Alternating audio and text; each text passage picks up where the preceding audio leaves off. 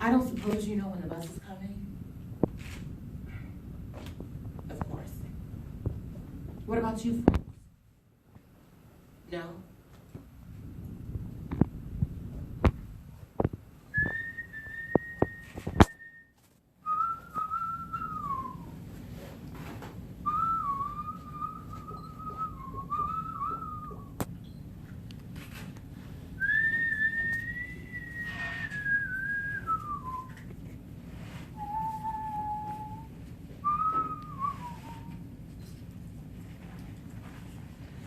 When the sins of my father way down in my soul, and the pain of my mother will not let me go.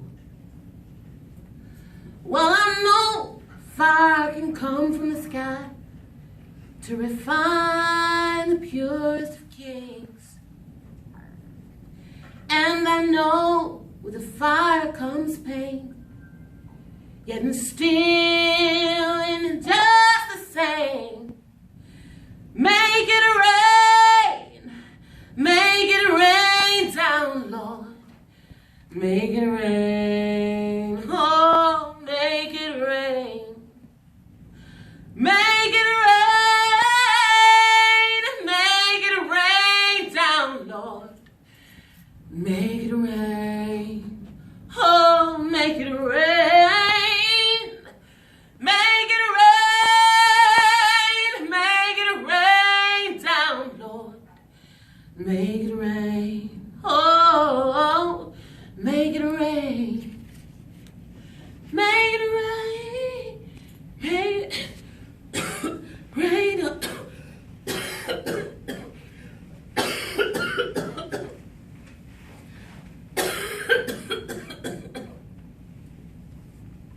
I'm sorry.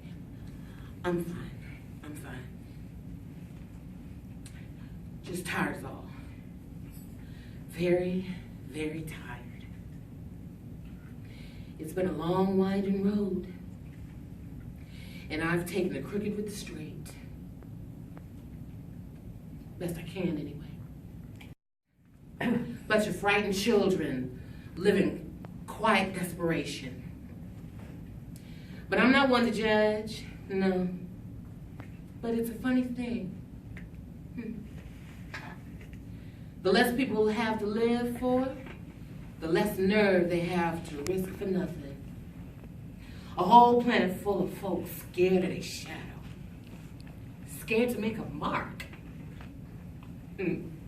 I might not look like much. Oh, but I'm on this earth, and I've made my mark on it. Oh, yeah. I'm Zora Neale Hurston, and that means something. I was here. I cursed at the moon and danced naked in the fountain. In the end, that's all I can do. Look in the eyes of fate and say I was here. Yes, I was. I existed. I was the period at the end of a sentence, the answer to a question, and the realization of a dream. Spent years living inside myself. But it was love that made me crawl out of my hiding place. The love of words, the love of man, the love of foolishness, the love of false gods, the love of you.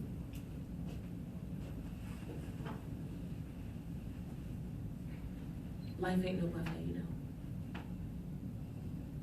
I've learned that you just can't pick and choose what you want to ingest. You got to eat it all and dive in head first. Pay the tab later.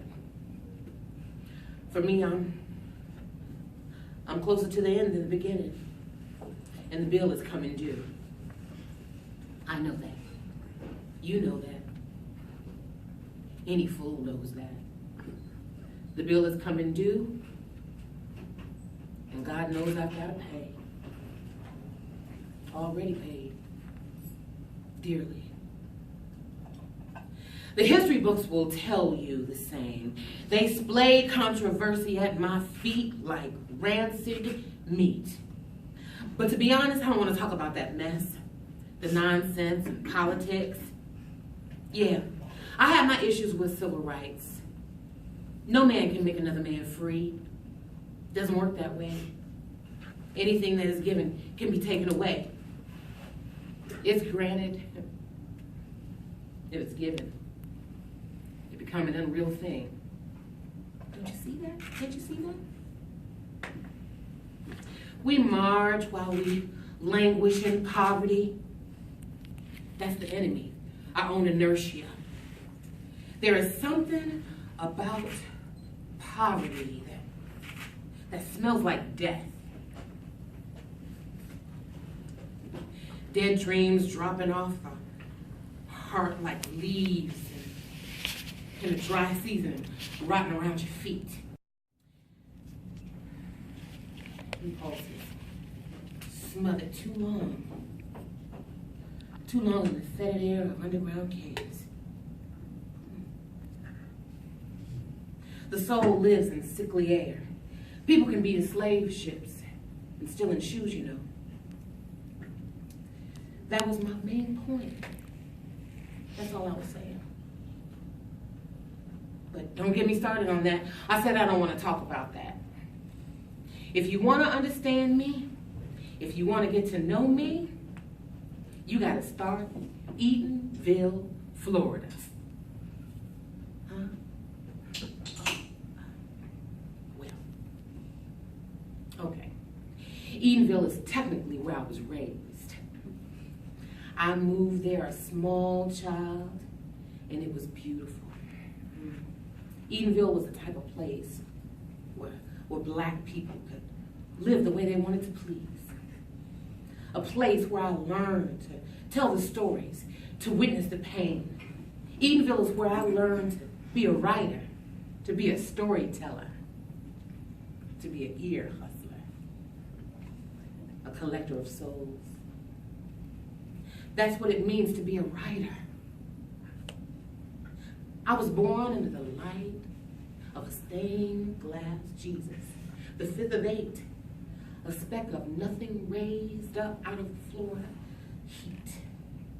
They hung him on the cross. They hung him on the cross. They hung him on the cross for me.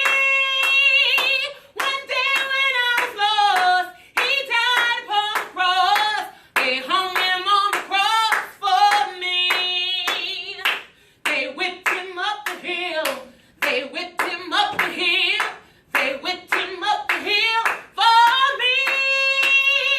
One day when I was lost, he died upon the cross, and they whipped him up the hill for me. That's all right. That was a good one. Oh, I still got a little good church girl left in me. Just a little bit anyway. See, I learned very early in my life, you got to get in where you fit in. And of course, as every little black girl, eventually learns.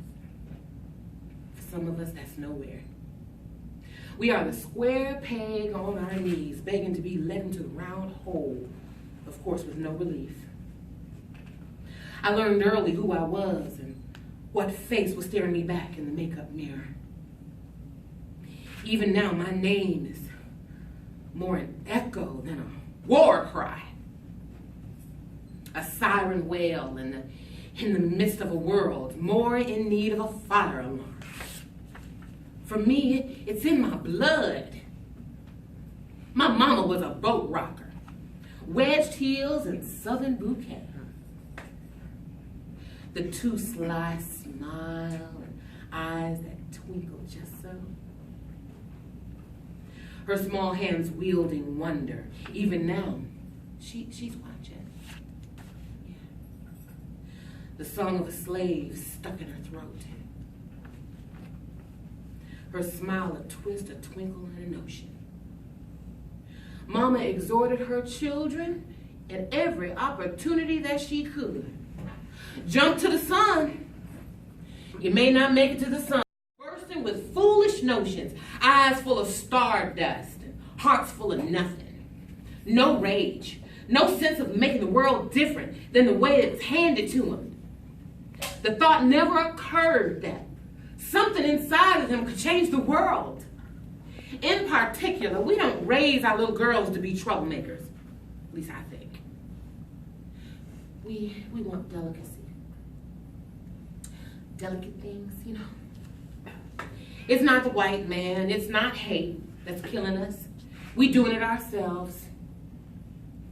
We have blood on our hands, and the past hunts us in our bedrooms, our backyards, our barbecues, and chiefly inside our minds.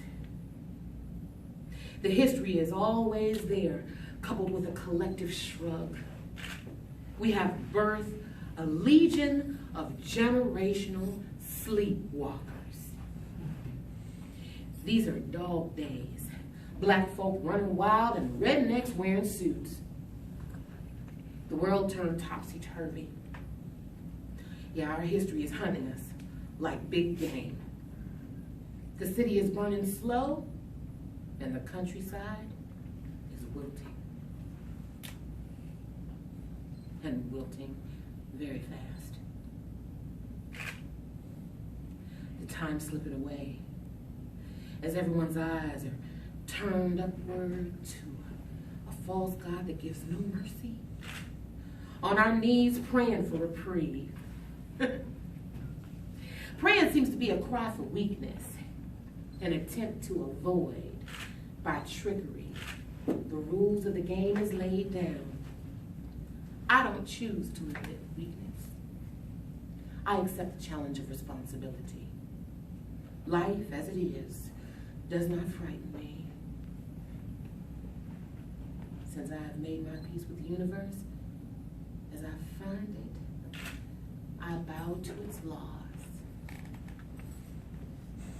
The ever-sleepless sea in its bed, crying out, how long to time?